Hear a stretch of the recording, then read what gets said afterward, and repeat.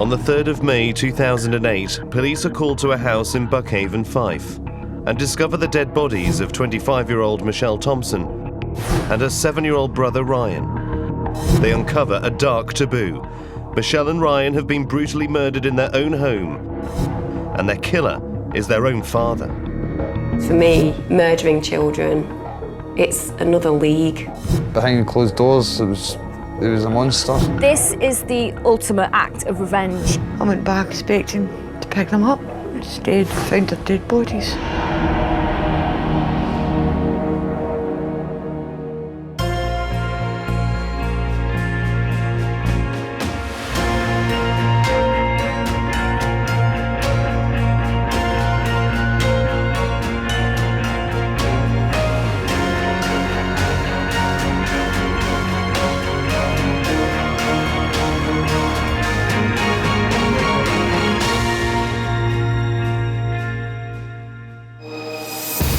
Britain's Darkest Taboos reveals the shocking true stories behind the most horrific acts of familial crime, including the death of Croydon schoolgirl Tia Sharp.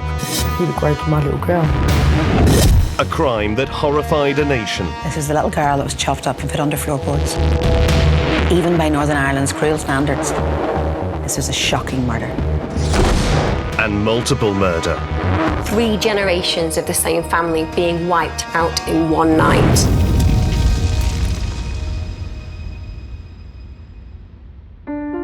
June Thompson grew up in Kilbirnie, Ayrshire, the eldest of 3 siblings. June enjoys a particularly close relationship with her dad, James. My dad's a very, very good person, you know. Didn't smoke, didn't drink, very, you know, very upright, black, white person, you know. But June has a difficult relationship with her mum. When June is 16, her parents split up and her mum moves out. 16 is quite a hard age for a girl because you need a mum there, you know. And so for a while I kind of went a bit wild, you know, off the rails a bit. Psychologist Emma Kenny works with victims of domestic abuse and believes June's lack of relationship with her mum may have consequences for her adult life. Even though her father was present, she always sensed that she had lost out on a relationship. It also meant that she was very open to vulnerabilities. At the age of 17, June meets 19-year-old Rab Thompson. Journalist and author Marion Scott became a friend of June's after writing a book on this case. She knew him as she was growing up. She was always looking for love, searching for something that other people didn't have because of her own loss within her family. According to June, Thompson has a reputation in the local area. He was considered by everybody to be a bad boy, and for a 17-year-old naive June, that was something that was quite exciting, and he showed a real interest in her, and because of that, they actually started a relationship. From the minute he chose her, she knew that she was his. We had good jobs, we, you know, enjoyed our life, and we used to go out a lot, and money wasn't a problem, and we were quite happy. The couple enjoy the early part of their relationship, but Thompson has a dark side to his personality. He was very, very menacing person, you know. He was always in fights. He would go right up into your face and he would stare into your eyes, you know. He was very intimidating. He always thought he was better than everybody else, you know. Whatever they had, he had to have something better than them. You know, he was very arrogant. A very, very arrogant, intimidating person. And when he went after June, of course, she was the perfect prey for him. Thompson has previous convictions for violence, but June is undeterred. Before I met him, he had been charged with assault and breach of the peace. Just minor things, you know, nothing too. That was all. Forensic psychologist Dr. Kerry Nixon works with Cheshire Police, analysing the profiles of serious violent offenders. He was a very domineering character. If anybody dared to cross him, if anybody stood up to him, he would explode in temper. He would have rages if people were disrespectful to him. It's not long before June claims she witnesses Thompson's violent rage. He had a friend and he was quite a quiet person, and he mentioned something about his dad or something. I'm not sure what started Rab off, but he just came out with a comment and Rab just got his whiskey glass and smashed it over his head. At 17 years of age, we don't know what relationships are meant to feel like. If we're in one, we just tend to accept, whether it's destructive or constructive, that it's something we're experiencing. She's naive. As far as she's concerned, this could be how grown-up relationships are. But it also demonstrates that even from the beginning, June was willing to accept the unacceptable. Thompson's violent temper explodes again, and according to June, he attacks a stranger in the street. This man, we were in Paisley once, he shouted at Rab out the car, and Rab leaned over and his window was open and grabbed him by the tie, and he was choking him, absolutely strangling him. And his wife was hysterical, saying, "Can you please let my husband go, you're going to choke him." He didn't care the consequences. If he wanted to do something, he would do it. Thompson's inability to control his temper means that it's only a matter of time before he attacks June.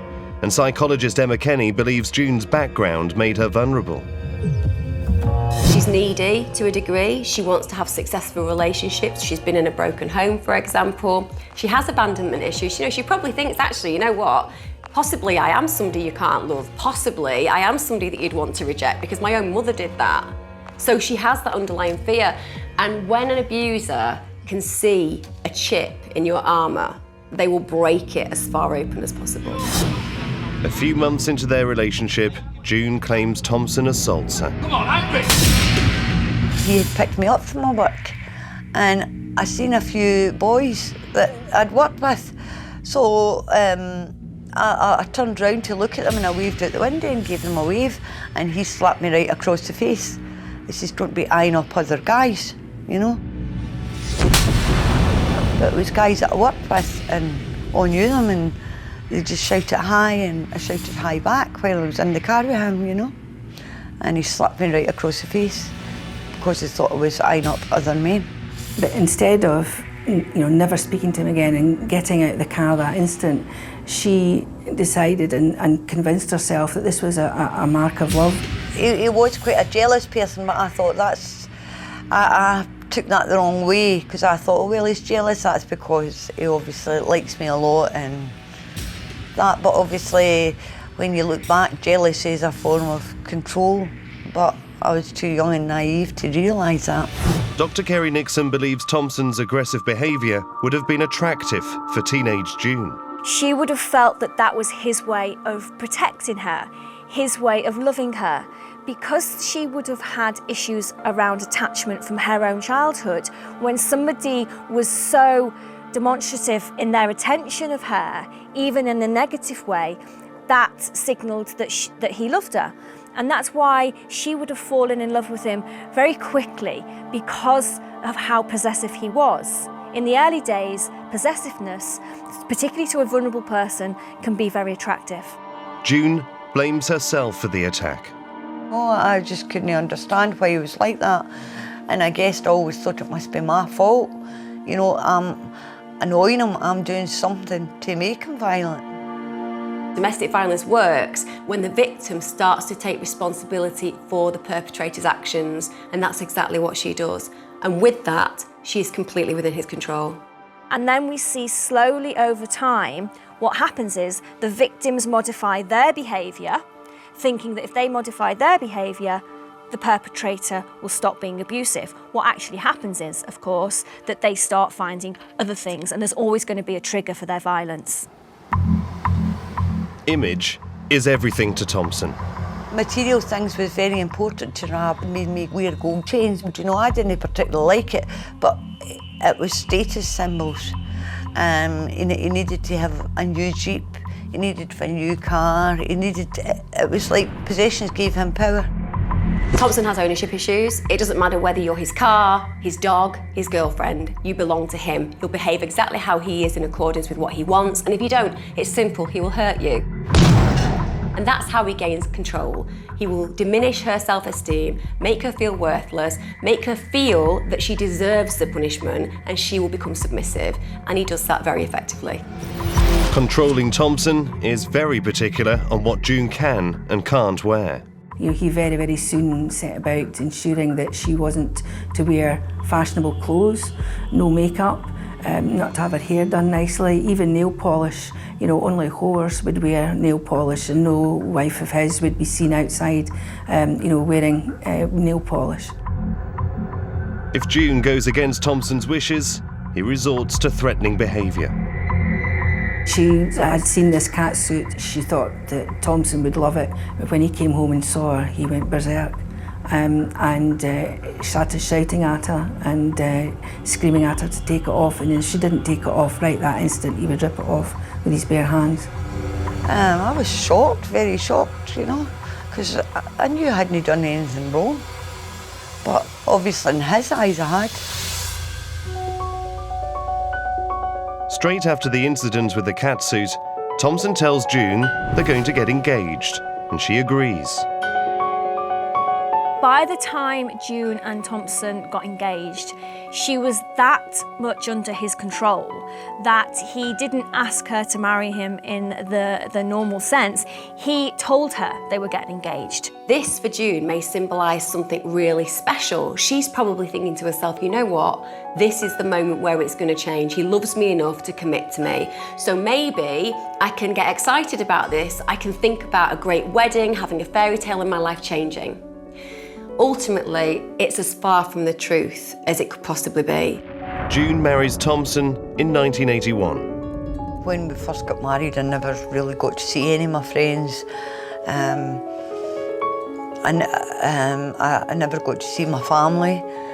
He moved me up to Fife, and my sister did phone one day because she'd been trying to get in contact with me, and he picked up the phone, told my sister not to contact me again and never to phone this number. So I had lost all family contacts as well. With June isolated from her family, she is fully under Thompson's control. She falls pregnant within a year of the marriage. But whilst carrying the baby, according to June, Thompson endangers her unborn child's life during another violent assault. One time when I was carrying Michelle, we had an argument and he pushed me down the stairs, That incident marred June's happiness for many, many years, and it still haunts her to this day. The child June is carrying, Michelle, is born with severe learning difficulties, requiring round-the-clock care. Because she fears that incident led, perhaps, to her child being disabled. And that's something we'll never ever know for certain, whether that did lead to that, but it's something that haunts her, I know. Thompson finds it hard to accept his daughter's disability, and his violent rages escalate. As the couple have more children, June is no longer the only one vulnerable to his attacks. Men like Thompson are monsters in our midst. He battered me black and blue for getting caught smoking at school. Because it was one thing being violent to me, but it was a different thing being violent to my kids.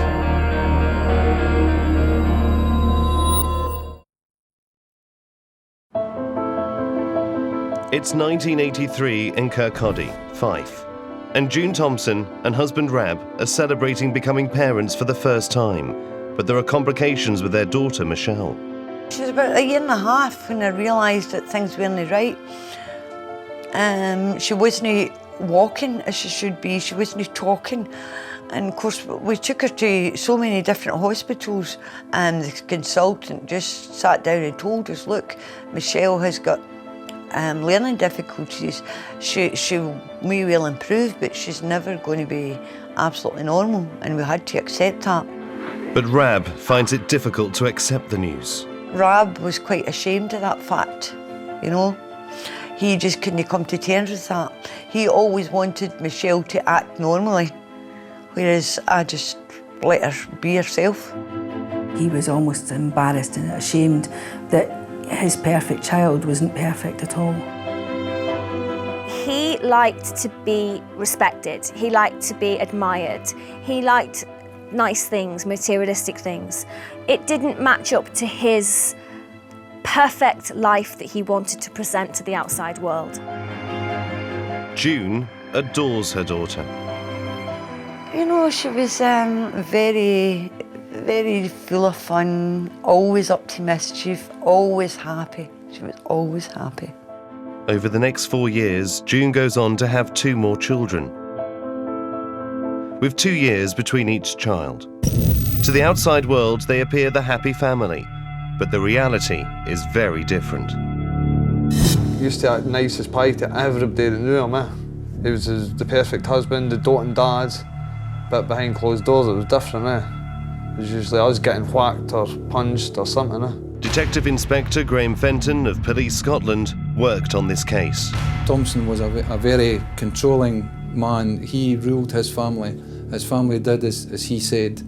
There was emotional, physical abuse at the hands of Thompson. He destroyed everything. It was always his way. It was always that angriness, shouting, him chucking things. It's always been like that.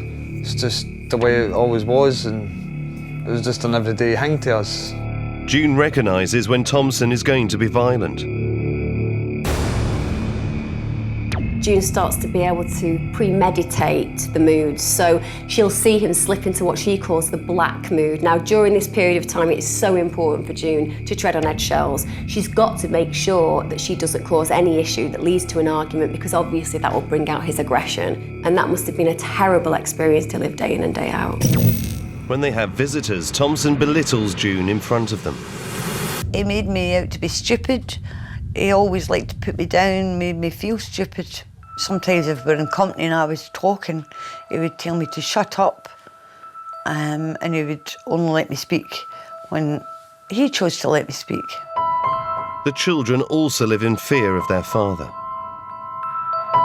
He would just come home, sit home, watch telly, have his dinner, and then there was usually after that, if something kicked him off after that, then that was it. You can't, something was coming. So he just kind of sat there and just tried to stay out his road. Thompson sets a strict daily schedule for housewife June to follow. Never ever really wanted her to be outside the home. Only wanted her really to be his personal skivvy and slave. She was woken at all hours to make him meals, to clean the house. He would go around looking at the top of cupboard doors, the top of doors, to check if there was any dust. Everything had to be perfect. The only thing that she had to represent her worth was her home and her children. And even when she cleaned so hard and acted essentially like his personal slave, it wasn't good enough. So to take away even that tiny, tiny piece of self-esteem is catastrophic for somebody who has no self-esteem anyway. And if June's housework doesn't meet Thompson's standards, she pays for it. And the beatings take place in front of son Sean. Big boy, kind of just bigger.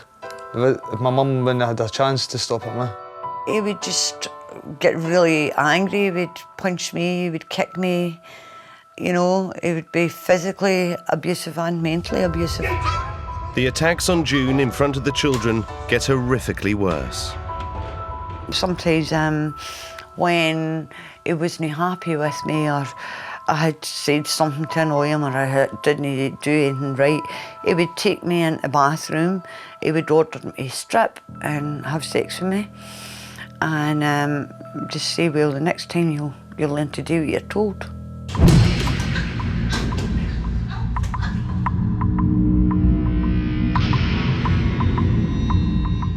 He would order her to strip, and if she didn't strip, he would beat her. It's quite chilling, the lengths that he would go to. In cases of domestic abuse where there is serious violence and there is control and emotional abuse and extreme jealousy, there is almost always sexual assault as well. Terrified Sean hears his mum's screams. At nights when we were in the bed and that, mum used to shout my name and scream my name, and because I was that young I couldn't do nothing, and I had to just sit there and listen to it. June feels powerless to stop the regular assaults. I was disgusted, I just felt disgusted. I felt physically sick, but there was nothing I could do about it because I didn't have any support from anybody else, and I just had to get on with it and make the best of it. June had been the victim of emotional, physical and sexual abuse at the hands of Thompson. None of this was reported to the police, however, and again, it's something, as I say, victims of domestic violence often suffer in silence. Men like Thompson are monsters in our midst, and society really needs to understand how they work, how they choose their prey, how they operate. To most of us, they are hail fellow well met. They may be the nicest guy in the world down the pub, but very often behind closed doors, these men are monsters. Over the next few years, June tries to protect her children. But as Sean grows up, he learns to hate his father. To everybody else, he was like a doting husband, perfect dad, but behind closed doors, he was a monster. When he becomes a teenager, Sean clashes with his dad. They tried to control me, but it just didn't work with me. I always rebelled, and that's where all the arguments came from. Thompson exerts his control over Sean, the way he knows best. He battered me black and blue for getting caught smoking at school. He took a belt and battered me with a buckle. I was just covered in bruises and had to get kept off school and everything because he'd battered me that much just for getting caught smoking at school. I think he enjoyed the power of it, being the one in control. He made you scared of him. The attack on Sean is the final straw for June. Because it was one thing being violent to me, but it was a different thing being violent to my kids. So I just got the kids and I left. But when June leaves with the children, she has to go to a refuge as she is penniless. When the children were born, he insisted that all their child benefit was put in his name, so that I couldn't leave him. So when I did leave him, I could only apply to get money for myself. I could not get money for the children because he had their child benefit in his name. So it was a really hard situation for me. He would use the children as a device to get her back. He would threaten her. And we see this in domestic abuse. When a victim gets the strength to leave the relationship, they're often then dragged back. Over the course of their marriage, June leaves with the children numerous times, but she always returns home. I took the kids up for access. I had left them, and he took the 3 kids and took them to Southern Ireland. And obviously that's a major problem to get the kids back from Southern Ireland because it's not part of Great Britain. And he phoned me up and he said if I wanted to see the kids again, I would need to promise to come back to him. So I did, because I knew if I didn't do that, then he would have stayed in Southern Ireland, and it might have took me years and years to get my kids back, and I couldn't cope with that. When you look at June's life, to all intents and purposes, she doesn't really exist. She has no bank accounts, she has no bills in her name, she has no mortgage in her name, she has no money coming into her name. That's an incredibly scary thing to face. I think she genuinely feels that she has no option. She belongs to him, and it's better for everybody if she just stays put and puts up with it. And that's exactly what she does. Then in 2001, at the age of 41, June falls pregnant again and hopes for a fresh start. When I found out I was pregnant with Ryan, I was so shocked at first, but then I was happy. And Sean was about 17 when Ryan was born, and everybody just adored him. Michelle just couldn't keep her hands off him, you know. She loved him, and she'd always say, "That's my baby," you know, and she was so motherly towards him. He was such a well-mannered, well-behaved, lovely child, you know. Sean idolises Ryan. Oh, my wee brother was everything to me, yeah. My mum will tell you that. Me and my wee brother went everywhere together. We just had a really strong bond, and we were just always together. He was well good, he was just fun, loving, don't know, he was just excited all the time, Happy wee boy,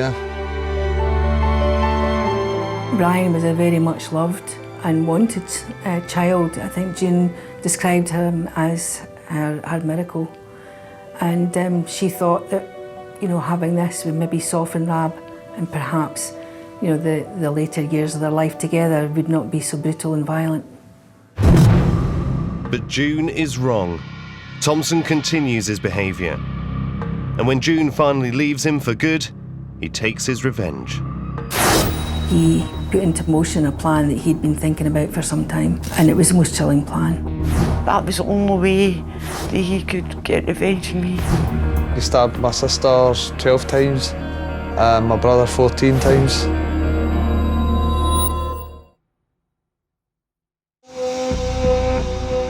It's 2008 in Buckhaven, Fife. June Thompson lives with her husband Rab and her 3 youngest children. Her eldest son Sean is living away. June lives in fear of her abusive husband. But is there a softer side to Thompson? It was always very much a Jekyll and Hyde character. He was a good father, he loved his children, he worshipped Ryan. Right, Cox. He adored Ryan, he was so proud of him, you know.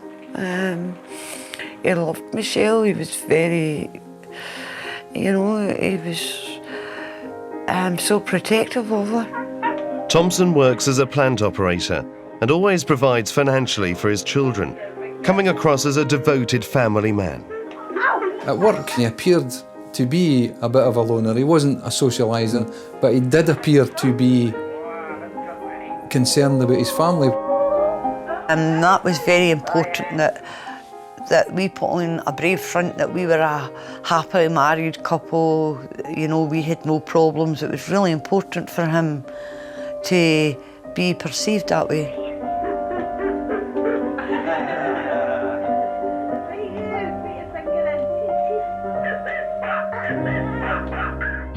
But behind closed doors, Thompson continues to rule by fear.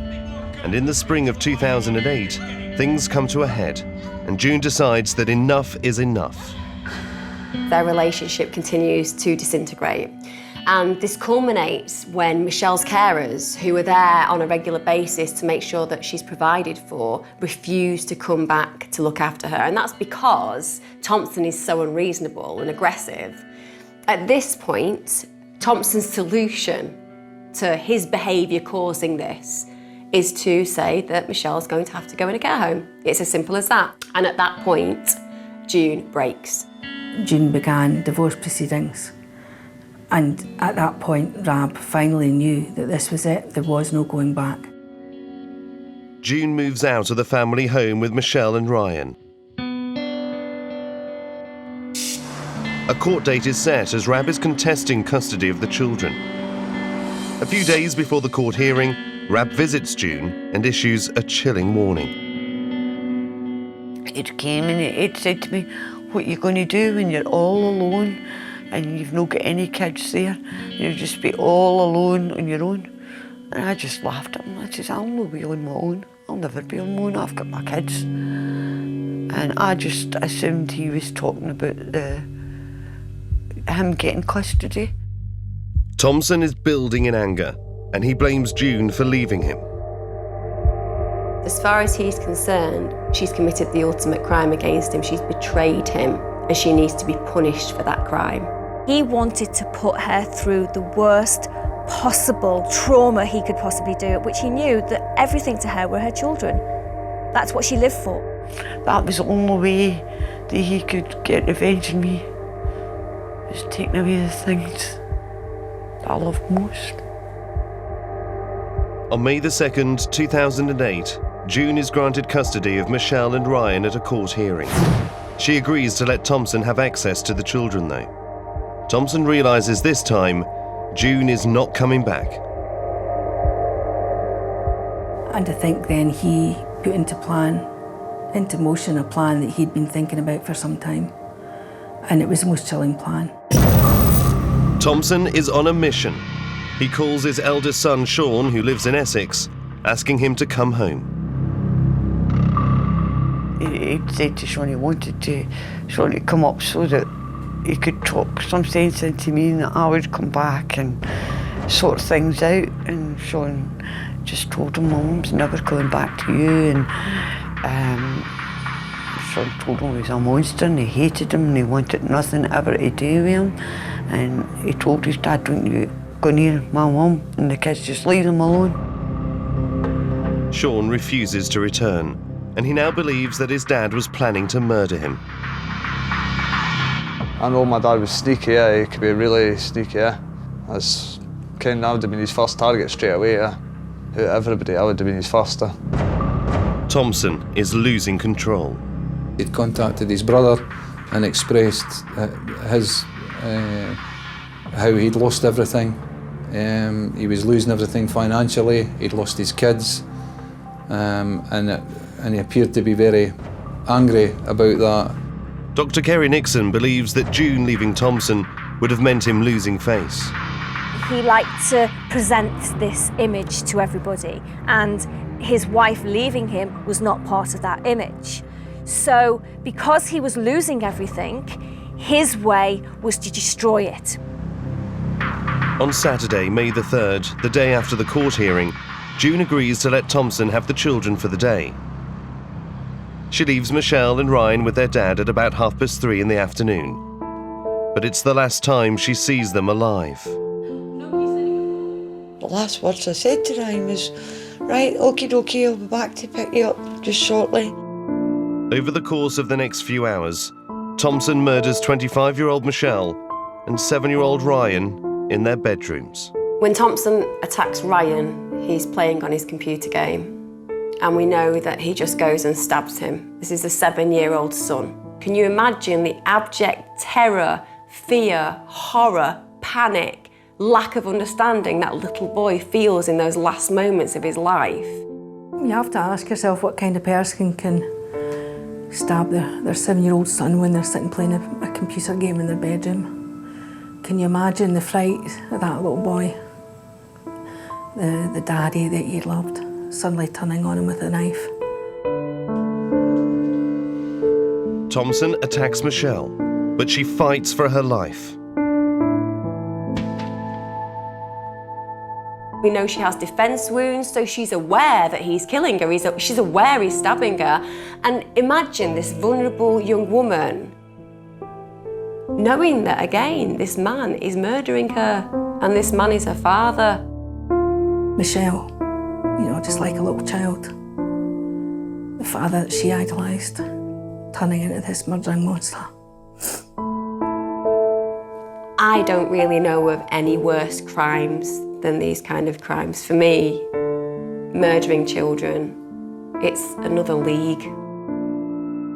Thompson didn't just stab Michelle and Ryan, he ferociously, repeatedly stabbed them.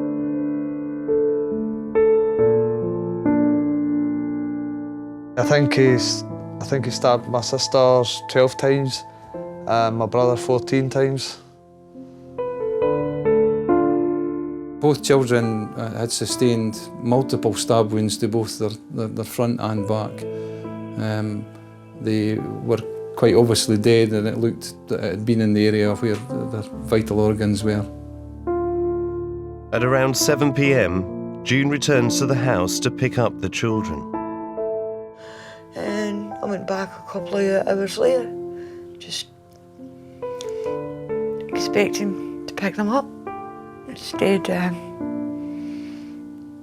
found their dead bodies.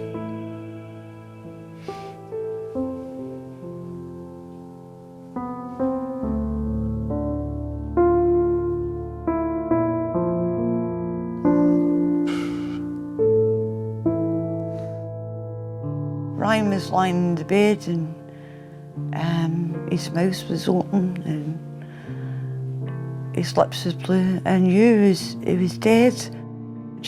I couldn't understand.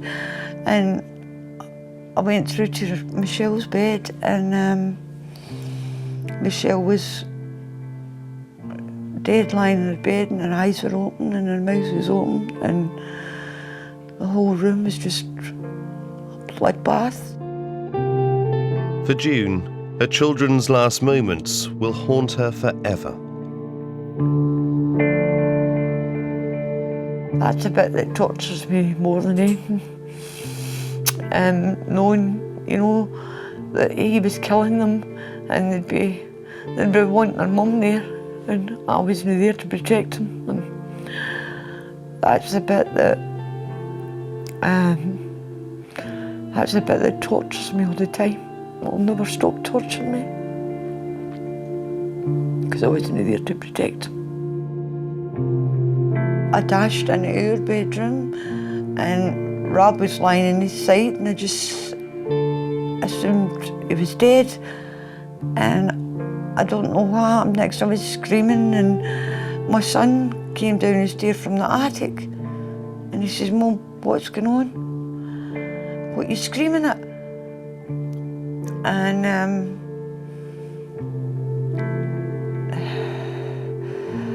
I says to him, "The kids, your dad's killed the kids." Dr. Kerry Nixon believes Thompson placed the children in their beds to increase June's suffering when she found them. Lots of theories about why and how murderers leave people. I think he put them in bed because he wanted to destroy June in the worst way. He wanted her to walk into the room and not realise straight away what had happened. And by prolonging that agony, he was making it as sinister as he could for June. June calls the police. When they arrive, Thompson is still alive. He's taken some tablets and slashed his wrists, but the police don't believe he meant to kill himself. By the vicious way that he actually attacked these children and the amount of rage that must have been there to carry out this offence, he could have quite easily have killed himself, but the wounds to him were very superficial. This wasn't about him committing suicide. This was about him controlling the situation again. While June is hysterical, Thompson is taken to the hospital and he appears happy with what he's done. As she was held back by the ambulanceman and the police, as he passed by, he smirked at her, as if to say, "I've done it now." Thompson is so narcissistic, so unrepentant. He's actually enjoying this situation. He's enjoying her torment. He's enjoying the fact that, yeah, he has done the one thing that nobody would have expected and that she will have to live with forever. I just never, ever can describe the pain at that moment when I seen Ryan's body, because his was the first one I seen. I could never, ever describe that pain. It's just absolutely horrendous.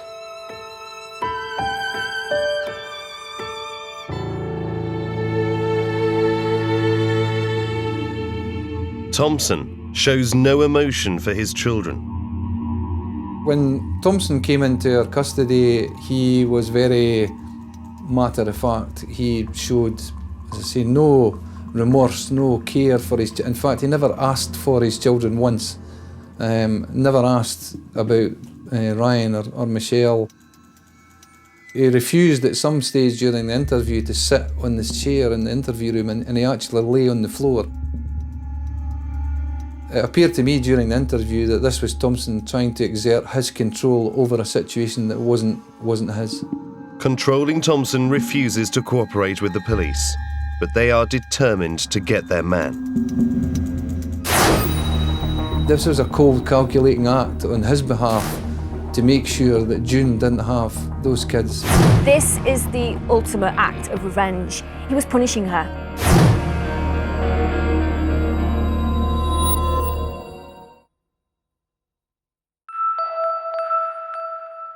It's May 2008 in Buckhaven, Fife, and 54-year-old Rab Thompson is in prison on remand for the murders of his children, 25-year-old Michelle and 7-year-old Ryan.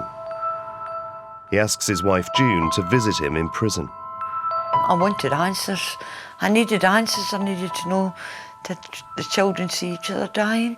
Did they die quick? Did they suffer? I had all these things going through my mind. She wanted answers, but deep within her heart she knew that there's no way he was ever going to give her the answers. It was like a cat playing with a mouse. I asked him why he done it, and he just shrugged his shoulders and says, well, it's done now. Instead of feeling sorry for her, or begging June's forgiveness and trying to explain why he had done what he'd done, he was criticising her hair. Why are you wearing your hair like this? Why are you wearing jeans? Why are you looking the way you are? And when are you going to stop this divorce shite? He fully expects June to still be there for him when he comes out of jail. He has got such distorted cognitions that he actually believes that she is so much under his influence that she will remain with him. But June is no longer under Thompson's control. I could never, ever, today I forgive him for what he's done for taking the children's lives. But why did he not just take mine and let them live? I never, ever can forgive him for that. Never. A few weeks later, Thompson sends June a bizarre letter from prison, talking about his sexual prowess. It wasn't about seeking forgiveness for the terrible brutality that he had inflicted upon the children. It was all about him. Everything about Thompson is all about him. It was all about his sex life. And he shows no respect for the lives of his children. The final insult is that he refers to what he's done to his children as piss.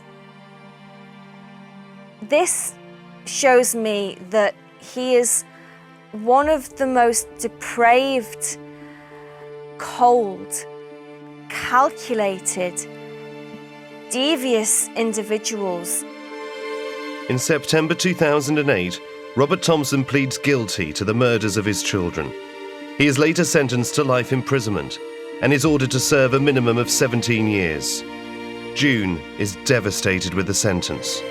The sentence was disgusting. That made me sick to my stomach. How can you put a timeline in a child's life, 8.5 years? For a child, 2 children that couldn't defend themselves, they had their whole life in front of them.